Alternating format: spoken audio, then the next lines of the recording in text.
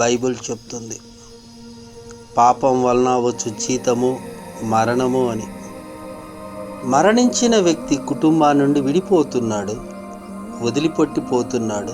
బంధువులను, స్నేహితులను, భర్తను, భార్యను అందరినీ విడిచిపెట్టి వెళ్ళాలి.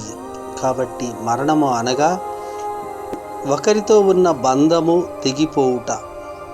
అయితే పాపం వలన వచ్చు జీతము ఏమిటి, మరణము అంటున్నారంటే, దేవుడు పరిశుద్ధుడు. దేవుని బిడ్డలమైన మనకు దేవునితో ఉన్న సంబంధము, సహవాసము తొలగిపోతుంది, అది దూరం అవుతుంది.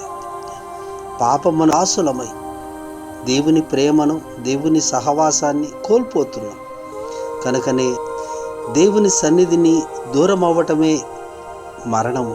కనుక ఆలోచన చేయి. పాపం వలన వచ్చు జీతము దేవుని సన్నిధి నుండి మనల్ని దూరం చేస్తుంది.